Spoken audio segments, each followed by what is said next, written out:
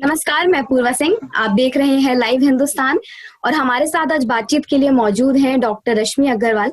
Doctor रश्मि Agarwal gynaec doctor हैं और Tirath Ramshah hospital में गायनिक डॉक्टर हैं। तो आज हम जिस टॉपिक के बारे में बात करने वाले हैं वो है पीसीओएस यानी पॉलीसिस्टिक ओवेरियन सिंड्रोम। ये एक ऐसी बीमारी है जो लगभग 4 से 10% तक महिलाओं को होती है और इस बीमारी के बारे में ज्यादा लोग अवेयर नहीं है, तो इसलिए हमने ये टॉपिक चुना है। और आज डॉक्टर रश्मि अग्रवाल मैम हमें बताएंगी इसके ट्रीटमेंट, इसके कॉजेज और इसके सिम्टम्स। बहुत बहुत स्वागत है मैम आपका। सबसे पहले तो हम यही पूछेंगे कि आखिर पीसीओडी है क्या, इसके सिम्टम्स क्या है? देखिए, पीसीओडी इसकी फुल फॉर्म है पॉलीसिस्टिक ओवेरियन डिसीज। ये एक कॉम्प्लेक्स मेडिकल प्रॉब्लम है जो आजकल बहुत कॉमन होती जा रही है। 12 से 45 साल की महिलाओं में, उम्र की महिलाओं और यंग गर्ल्स में अक्सर पाई जाती है और बीमारी का मुख्य कारण है हार्मोनल इम्बैलेंस। और दूसरा जो इम्पोर्टेंट कारण है वो हमारा जो मॉडर्न डे लाइफस्टाइल है। ये दोनों चीजें ही बहुत ज्यादा हद तक इस बीमारी का कारण है। और अगर हम 12 से 45 साल की उम्र की फीमेल्स को लें तो इस बीमारी को 5 से 10% में ये बीमारी पाई जाती है। और इस बीमारी जो है आजकल ये बढ़ती चली जा रही है और एक ग्लोबल समस्या का रूप ले चुकी है। इंडिया में भी ये बहुत कॉमन होती जा रही है। और इंडिया में अगर हम अपनी अडोलेसेंट पॉपुलेशन, जिसका मतलब है कि हम 9 से 19-20 साल की लड़कियों को अगर लें, जो अडोलेसेंट पॉपुलेशन है उसमें अगर हम देखें तो उसमें कम से कम 20% जो गर्ल्स हैं उनमें ये बीमारी है। और ये जो बीमारी है अर्बन एरियाज में ज्यादा है। हम रूरल एरियाज के बारे में तो हमारे पास कोई फिगर्स नहीं है, लेकिन अर्बन एरियाज की जो गर्ल्स हैं, कॉलेज गोइंग गर्ल्स हैं, यूनिवर्सिटी गर्ल्स हैं, वो हमारे पास अक्सर आती रहती हैं और खासतौर से पीरियड्स की समस्याओं को लेके अक्सर हम सोनोग्राफी रिपोर्ट लेके अक्सर आती हैं। अब जो इस कारण, जो इस समस्या हार्मोनल इम्बैलेंस के कारण जो ओवरीज होती हैं उनका फंक्शन जो है वो ठीक से हो नहीं पाता। हार्मोनल इम्बैलेंस से जो ओवरी, एक नॉर्मल ओवरी में ओव्यूलेशन हर महीने होता है जिसके कारण प्रेगनेंसी होती है। जब ओव्यूलेशन डिस्टर्ब होता है हार्मोनल इम्बैलेंस से तो ओवरी में जो ओव्यूलेशन है वो होना बंद हो जाता है और ओवरी में छोटी छोटी सिस्ट चारों तरफ बन जाती हैं, जिसकी वजह से इसका नाम पड़ा है पॉलीसिस्टिक ओवेरियन डिजीज। और जब हम इसके कारण की बात करते हैं, मतलब इसके कारण क्या है? क्या हमारा डाइट प्लान जो होता है या फिर हमारा जो रूटीन बिगड़ जाता है उसके वजह से, या फिर एक नेचुरल चीज है जो किसी को भी हो सकती है? नहीं, ऐसा नहीं है। नेचुरल चीज तो नहीं कहूंगी इसको। इसमें बहुत सारे फैक्टर्स हैं जो इसके लिए रिस्पॉन्सिबल हैं। सबसे कुछ इंपॉर्टेंट फैक्टर्स के बारे में मैं आपको बताना चाहूंगी, जिसमें हेरिडिटी का एक इम्पोर्टेंट रोल है। कई बार हम देखते हैं कि सिबलिंग्स में पाई जाती है। 2 सिस्टर्स हैं या मदर को होती है और मदर के साथ साथ उसकी डॉटर को भी ये बीमारी हो सकती है। जीन्स है, जो हमारे जीन्स भी कुछ हद तक रोल प्ले करते हैं। आजकल रिसर्च बहुत ज्यादा इस विषय पे चल रही है और कुछ जीन्स ऐसे हैं जो इसमें इम्प्लीकेट किए गए हैं। तीसरा इम्पोर्टेंट फैक्टर है हार्मोनल इम्बैलेंस। हार्मोनल इम्बैलेंस में सबसे इम्पोर्टेंट जो हार्मोन है, जो इसका रूट कॉज माना जाता है, दैट इज उसका वो है इंसुलिन रेजिस्टेंस। इंसुलिन एक हार्मोन है जो हमारे पैंक्रियाज बनाते हैं और हमारी बॉडी का ग्लूकोज लेवल उसके द्वारा कंट्रोल होता है। लेकिन जो हमारी बॉडी के सेल्स होते हैं वो इस सर्कुलेटिंग, जो शरीर में, बॉडी में जो इंसुलिन होती है उसको रिस्पॉन्स जब नहीं आता तो इंसुलिन और हाइपर इंसुलिनीमिया की स्टेज आती है, जिसके कारण हार्मोनल और शरीर में हाइपरग्लाइसीमिया हो जाता है। ग्लूकोज लेवल्स भी हाई हो जाते हैं और इंसुलिन लेवल। ये दोनों हार्मोन्स हमारे शरीर के लिए बहुत इंपॉर्टेंट है और इनका असर शरीर के बाकी ग्लैंड्स पर भी पड़ता है। यानी कि जो इसका असर ओवरी पे पड़ता है उसमें ओवरी में भी बहुत सारे हार्मोनल चेंजेस शुरू हो जाते हैं। हार्मोन्स जो ओवरी में होते हैं, luteinizing hormone LH, insulin high होने की वजह से LH हार्मोन जो हमारे ओव्यूलेशन के लिए रिस्पॉन्सिबल है, ओव्यूलेशन गड़बड़ा जाता है। सो क्या होता है कि ओवरी, जो नॉर्मल ओवरी होती है, उसमें हर महीने कुछ फीमेल सेक्स हार्मोन्स, जिसको ईस्ट्रोजन्स और प्रोजेस्टेरोन बोलते हैं, और एंड्रोजन्स बनते हैं। एंड्रोजन्स मींस मेल हार्मोन्स, जो टेस्टोस्टेरोन के रूप में कॉमनली जाने जाते हैं। तो LH हार्मोन की अधिकता के कारण LH जो है हमारे ब्रेन से सिक्रीट होता है। LH हार्मोन्स की अधिकता के कारण बॉडी में ओवरी जो है हाइपर एंड्रोजनिज्म की स्टेज में चली जाती है। इसका मतलब है कि एंड्रोजन लेवल बढ़ जाता है। एंड्रोजन हाई होने से क्या होता है कि ओव्यूलेशन होना बंद हो जाता है और ओवरी एक पॉलीसिस्टिक ओवरी का रूप ले लेती है। एंड्रोजन हाई होने की वजह से ही हम देखते हैं कि इन गर्ल्स में एक्नी या हर्सुजन, एक्नी मीन्स मुहासे, जो आमतौर से जिसको हम आम लैंग्वेज में मुहासे बोलते हैं। स्किन ऑयली हो जाती है, मुहासे आने लगते हैं। और जो औरतें शादीशुदा होती हैं उनमें बच्चे प्रेगनेंसी होने में दिक्कत आ सकती है, शरीर में एक्सेसिव हेयर हो जाते हैं। ये सब जो मेन जो प्रॉब्लम इस बीमारी में है वो इंसुलिन का हाई होना और LH लेवल हाई होना। उससे क्या होता है कि ओवरी का जो नॉर्मल फंक्शन है ओवरी वो पूरी तरह से नहीं कर पाती है। इसके अलावा और भी कुछ हार्मोन्स हैं जैसे प्रोलैक्टिन हार्मोन या थायराइड हार्मोन, ये भी इस बीमारी से अफेक्ट हो सकते हैं। इनके अलावा जो हार्मोनल्स मैंने आपको बताया, जो हार्मोन्स हैं जो इस बीमारी को अफेक्ट करते हैं, उसके अलावा और भी बहुत सारी समस्याएं हैं। जैसे ओबेसिटी एक इम्पॉर्टेंट कारण है। ओबेसिटी और PCOS का रिलेशन कॉज और इफेक्ट का है। ओबेसिटी से PCOS होता है और PCOS से जो जिन लोगों को ओबेसिटी है उनमें PCOS ये है बढ़ जाता है, तो ओबेसिटी ज्यादा हो जाती है। जिनको PCOS है उनको अगर वो चाहे कि उनका वेट कम हो जाए तो वो वेट नहीं कम कर पाते हैं। तो ये इन दोनों बीमारी का रिलेशनशिप टू वे रिलेशनशिप है। और आगे जाने वाले जो ओबीस जो गर्ल्स हैं उनमें ये अक्सर देखा जा गया है कि वो जैसे ही प्यूबर्टी के पास जैसे उनके पीरियड्स आने शुरू हुए उनका वेट आउट ऑफ प्रोपोर्शन बढ़ना शुरू हो जाता है। उस एज के हिसाब से जो उनका वेट होना चाहिए, जो उनका BMI होना चाहिए, वो एकदम से बढ़ना शुरू हो जाता है, जिसके कारण वो अक्सर हमारे पास आती हैं, ओबेसिटी के इशू को लेके हमारे पास आती है। और जो कोई जी इसके अलावा भी देखिए हमारा जो सीडेंटरी लाइफस्टाइल है, जो जिसमें हमारे फिजिकल एक्टिविटी बहुत खत्म होती जा रही है। हम लोग का लाइफस्टाइल आजकल वर्किंग फ्रॉम होम, लॉकडाउन के कारण लोग सब वर्क फ्रॉम होम कर रहे हैं। जो भी फिजिकल एक्टिविटी थी वो भी खत्म हो गई है। ठीक है, हम सारे दिन अपना टाइम जो खाली स्पेयर टाइम है टीवी के सामने गुजारते हैं। बच्चे अब मोबाइल यूज बहुत ज्यादा करते हैं। लैपटॉप का यूसेज बहुत ज्यादा बढ़ता जा रहा है। बच्चे लोगों को पढ़ने के लिए टाइम, उनको फिजिकल एक्टिविटी के लिए कोई टाइम नहीं। सीडेंटरी, मैं कहने का मतलब ये है कि ये सब जो सीडेंटरी लाइफस्टाइल है ये हमारे लिए बहुत डेट्रीमेंटल होता जा रहा है। और PCOS खासतौर से इस बीमारी में जो वेट बढ़ने का एक और कारण है, हार्मोनल इम्बैलेंस के अलावा भी जो कारण है वो है हमारा सीडेंटरी लाइफस्टाइल। सीडेंटरी लाइफस्टाइल के कारण ये बीमारी आजकल पूरे ग्लोब पे, मतलब पूरी दुनिया में भर में ये बढ़ती चली जा रही है। कुछ एनवायरमेंटल फैक्टर्स भी हैं जो इस बीमारी के लिए रिस्पॉन्सिबल हैं। एनवायरमेंट जैसे पॉल्यूशन है, ये सब जो पॉल्यूशन, जो कुछ केमिकल्स होते हैं, ये भी हमारे शरीर के मेटाबॉलिज्म को, इंसुलिन लेवल्स को अफेक्ट करते हैं। जब हम सीडेंटरी लाइफस्टाइल फॉलो करते हैं तो उससे क्या होता है, हमारी जो बॉडी में इंसुलिन है उस पर जो रेजिस्टेंस है जिसकी वजह से ये सारी बीमारी होती है बढ़ती चली जाती है। उसके बाद last but not the least हमारी जो डाइटरी हैबिट्स हैं उसके बारे में एक शब्द जरूर कहना चाहूंगी कि डाइटरी हैबिट्स की वजह से हम लोग इस बीमारी के शिकार, जो हमारी यंग जनरेशन है उनमें जो उनके जो डाइटरी हैबिट्स हैं बहुत अनहेल्दी होते जा रहे हैं। वो लोग घर का खाना पसंद करते नहीं है, जंक फूड की तरफ ज्यादा उनका झुकाव रहता है। उनको मोमोज पसंद है, पिज्जा पसंद है, बर्गर पसंद है, घर का खाना अच्छा नहीं लगता। ये समस्याएं हैं जो ये किस हद तक हमारी बढ़ती चली जा रही हैं। हमें जो खाना पसंद है हम खाते हैं हाई कैलोरी फूड। हम आइसक्रीम पसंद करते हैं, पिज्जा पसंद करते हैं, बर्गर पसंद करते हैं, पेस्ट्रीज, चॉकलेट्स।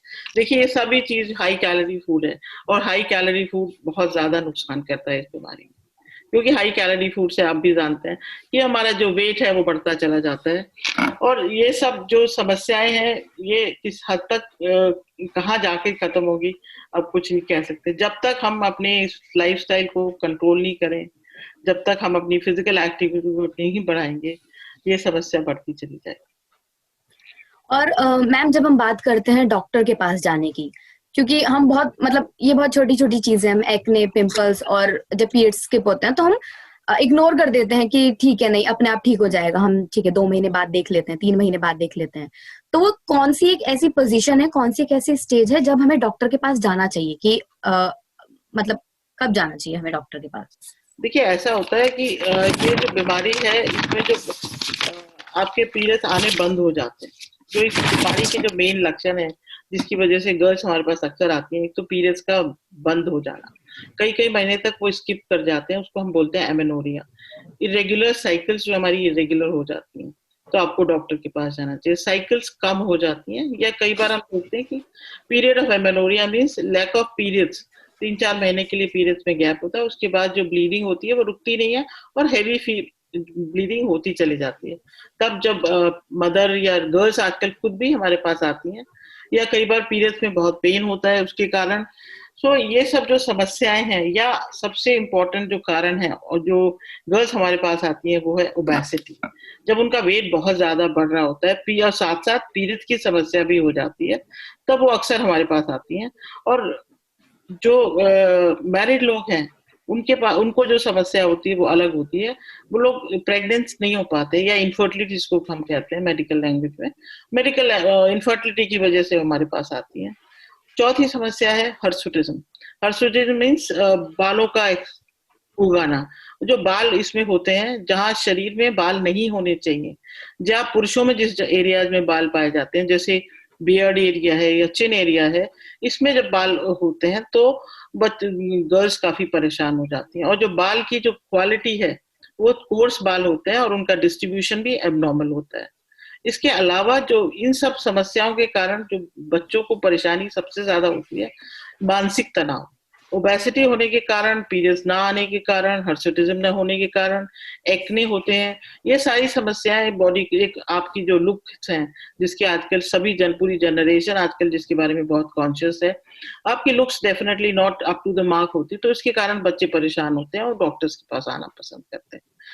तो कई बार क्या होता है, कई पेशेंट्स कंप्लेन करते हैं हेयर लॉस। इसमें जो हेयर लॉस होता है, थिनिंग हो जाती है बालों की, और टेम्पोरल एरिया जिसको ये हमारा जो स्कैल्प है इसके बाल भी बहुत पतले हो जाते हैं। इसके अलावा एक और समस्या जो अक्सर बच्चों को परेशान करती है वो है मानसिक तनाव। मानसिक तनाव बढ़ता चला जाता है। एक आजकल की लाइफ स्टाइल जो आपको मालूम है ऑलरेडी स्ट्रेसफुल है। इसके अलावा इस बीमारी के कारण भी हम पाते हैं कि कई बार हमारे पास बच्चे आते हैं वो डिप्रेशन स्टेज में होते हैं, या उनको एंजाइटी बहुत ज्यादा बढ़ जाती है, और कई बार माएँ, उनकी मदर्स बोलती हैं कि इनमें बहुत ज्यादा मूड के चेंजेस आने शुरू हो गए, मूड स्विंग्स जिसको हम बोलते हैं। कई बार वो लोग चिल्लाउट करते हैं, एग्रेसिव हो जाते हैं। तो ये सभी समस्याओं को लेके हमारे पास पेशेंट्स अक्सर आया करते हैं। और जब हम इसके क्योर की बात करते हैं तो क्या इसका कोई परमानेंट ट्रीटमेंट है, या फिर मतलब ये बात तक ऐसे ही चलता रहता है? देखिए, जहां तक इसके क्योर का सवाल है, क्योर तो इसका कोई है नहीं, there is no permanent cure. लेकिन हम ये जरूर कह सकते हैं कि अगर हम अपनी लाइफस्टाइल को चेंज करें, हम अपनी डाइटरी हैबिट्स को चेंज करें और हम प्रॉपर मेडिकल एडवाइस लें, तो हम काफी हद तक इसके सिम्टम्स को कंट्रोल कर सकते हैं। और ये बीमारी ऐसे नहीं है कि आपने कुछ समय के लिए किया और ये खत्म हो जाएगी। There is no permanent cure. खत्म तो ये होती नहीं है, लेकिन हम इसके सिम्टम्स को काफी हद तक कंट्रोल कर सकते हैं, क्योंकि इस बीमारी की जो समस्या इस बीमारी में होती है वो लॉन्ग टर्म है। वो सिर्फ ये नहीं है कि आपको प्रेगनेंसी होने में समस्या है, कई बार आपको प्रेगनेंसी हो जाती है, उसके बाद भी ओबेसिटी के कारण मेटाबॉलिक डिसऑर्डर्स और भी इसकी बहुत सारी लॉन्ग टर्म कॉम्प्लिकेशंस हो सकती हैं। तो जो भी इसका ट्रीटमेंट है, जो भी इसका मैनेजमेंट है, वो लाइफ लॉन्ग टर्म है। और लॉन्ग टर्म में भी हम परमानेंटली इसको क्योर नहीं कर सकते, हम सिर्फ इसको काफी हद तक कंट्रोल कर सकते हैं। और जैसे कोरोना वायरस चल रहा है और लॉकडाउन है, तो जितनी भी हमारी फिजिकल एक्टिविटीज है वो कहीं ना कहीं तक रिस्ट्रिक्टेड हो गई हैं। तो ऐसे में लोग, मतलब महिलाओं को या जो लड़कियां हैं जो पीसीओडी से, जिन्हें पीसीओडी है, तो उन्हें उसमें क्या करना चाहिए? कि अपने डाइट में कुछ चेंज करना चाहिए, एक्सरसाइज करनी चाहिए, या फिर मेडिकेशंस, इसका आपने जो बताया कि हम मेडिकेशंस लेते रहें और वही चलता रहे? देखिए, ऐसा है, इस टाइम में तो इस बीमारी को कंट्रोल करना और भी ज्यादा जरूरी हो जाता है, क्योंकि जब हमारा लाइफस्टाइल पूरी तरह से सिडेंट्री हो गया है, हम लोग वॉक पे नहीं जा सकते, हम लोग ऑफिस नहीं जा सकते, हमें वर्क फ्रॉम होम करना पड़ता है और हमारा घर पर फिजिकल एक्टिविटी बहुत कम हो जाती है। तो हमारा फर्ज बनता है, जो पीसीओएस पेशेंट है उनको हम ये बताते हैं कि आपको इस टाइम पे और भी ज्यादा कंट्रोल की जरूरत है। मींस जो भी आप घर में खाना खा रहे हैं वो हेल्दी खाना खाएं, अपनी कैलोरी इनटेक का ध्यान रखें, एक्सेसिव फूड ना खाएं, जंक फूड ना खाएं, फैटी फूड ना खाएं। तो एक तो डाइटरी कंट्रोल तो करना बहुत जरूरी है और पहले जब आप ऑफिस जाते हैं या वर्क प्लेस पे जाते हैं उससे भी ज्यादा करना जरूरी है। दूसरा जो चीज है, क्या हम अपने एक्सरसाइज लेवल को कैसे मेंटेन करें। देखिए, जो भी चीजें हमारे अवेलेबल रिसोर्सेज हैं जो हम घर में कर सकते हैं, जिस तरह की फिजिकल एक्टिविटी, जैसे हम योगा घर में कर सकते हैं। पीसीओएस पेशेंट्स के लिए योगा का बहुत महत्वपूर्ण रोल है और योगा काफी हद तक, योगा के कुछ पोजेस बताए गए हैं पीसीओएस के बारे में। देयर अबाउट 6 पोजेस जिसको हम कहते हैं कि ये पीसीओएस पेशेंट्स को ये फॉलो करने चाहिए। तो योगा घर में किया जा सकता है। एक आप योगा का यूज कीजिए, योगा के जितने भी आसन पीसीओएस में बताए गए हैं उनको यूज करें। उसके अलावा भी घर में जो आप फिजिकल एक्टिविटी कर सकते हैं जो इजीली परफॉर्म की जा सकती है वो है डांसिंग, एरोबिक्स आप घर में कर सकते हैं। आप जो जिम में एक्सरसाइज आपको सिखाते हैं वो कुछ हद तक आपकी वो एक्सरसाइज इंडोर भी की जा सकती है। स्किपिंग एक ऐसी एक्सरसाइज है जो आप घर में कर सकते हैं। साइकिलिंग एक ऐसी एक्सरसाइज है जो आप घर में कर सकते हैं। तो देखिए, जो भी आपके पास टाइम की तो कमी नहीं है इस टाइम पे। अगर टाइम की कमी नहीं है तो सिर्फ कमी है हमारे डिटर्मिनेशन की। जब तक हम इस चीज को, डिटर्मिनेशन नहीं है हमारे अंदर, परसीवियरेंस नहीं है, हम अपने एक्सरसाइज के बारे में रेगुलर नहीं। देखिए, जो पीसीओएस में एक्सरसाइज है वो स्ट्रक्चर्ड एक्सरसाइज है। ये नहीं है कि आपने कभी की कभी नहीं की। It has to be very discipline lifestyle. आपका लाइफस्टाइल पूरा डिसिप्लिन है। आप टाइम से उठते हैं, टाइम से सोते हैं, टाइम से खाना खाते हैं और टाइम से एक्सरसाइज करते हैं और टाइम से अपना वर्क करते हैं। तो इसमें जो भी आपका टाइम आप डेजिग्नेट करते हैं अपने एक्टिविटी के लिए, फिजिकल एक्टिविटी के लिए, आपको उसमें साइकिलिंग कर सकते हैं, डांस कर सकते हैं, ब्रीदिंग एक्सरसाइज कर सकते हैं, मेडिटेशन और प्राणायाम का बहुत बड़ा रोल है आपके स्ट्रेस लेवल को कम, क्योंकि इस समय सभी का स्ट्रेस लेवल बहुत बढ़ गया है। इस बीमारी ने पूरी दुनिया को हिला के रख दिया, ये आप जानते हैं। तो इसमें जो भी आप कर सकते हैं, प्राणायाम, मेडिटेशन, योगा, इन सब से आपका स्ट्रेस लेवल कम होता है और स्ट्रेस के से इंसुलिन लेवल्स कम होते हैं। जब भी हम एक्सरसाइज करते हैं तो उससे हमारा बॉडी में जो इंसुलिन रेजिस्टेंस है वो इम्प्रूव होता है और हम पीसीओएस को बेटर हद तक कंट्रोल कर सकते हैं। तो जहां तक डाइट के बारे में मैंने बताया, डाइट के बारे में मैं आपको कुछ और भी बताना चाहूंगी कि क्या डाइट्स हैं जो इनको करनी चाहिए। सबसे इम्पोर्टेंट है जो पीसीओएस में डाइट कंट्रोल। डाइट में हमें लो कैलोरी फूड लेना है, क्या खाना है क्या नहीं खाना, what are the dos and don'ts. हमारी डाइट कैसी होनी चाहिए, हमारी डाइट जो, और हमको क्या क्या अवॉइड करना है। हमारी diet basically low calorie, low carb diet हमें लेनी है।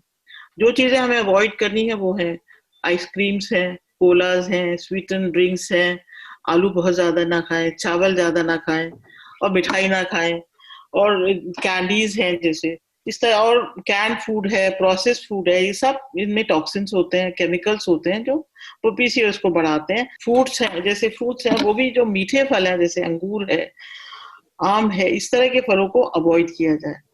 तो उनको जो भी फल भी खाने हैं वो भी सोच समझ के खाने हैं। तीसरी चीज है फ्राइड फूड है, जैसे हम मैदा बहुत खाते हैं। अब मतलब जो हमारा खाना है जिसमें हमको छोले भटूरे बहुत खाए जाते हैं, दिल्ली में पिज्जा बहुत खाया जाता है, पास्ता बहुत खाते हैं हम लोग। ये सब खानों में बेसिकली हम रिफाइंड कार्बोहाइड्रेट्स यूज होते हैं, तो वो सब हमें अवॉइड करने हैं। अब हमें खाना क्या है, पीसीओएस डाइट क्या होती है। पीसीओएस डाइट में हमें low calorie, low carb diet लेनी है। हमारी डाइट में प्रोटीन्स और कार्बोहाइड्रेट्स का एक बहुत अच्छा बैलेंस होना चाहिए। हमारी डाइट में फैट्स को हमें कम करना है। तो हम क्या खाएं, हमको फ्रूट्स खाने हैं, जो बहुत मीठे फल हैं उनको वो खाने हैं, वेजिटेबल्स लेनी है, हरी सलाद लेनी है, हरी सब्जियां खानी है। होम कुक फूड हमारी चॉइस होनी चाहिए। जो हमारा हिंदुस्तानी खाना है जो हम घर में खाते हैं वो बहुत बैलेंस फूड होता है अगर हम ठीक से खाएं तो।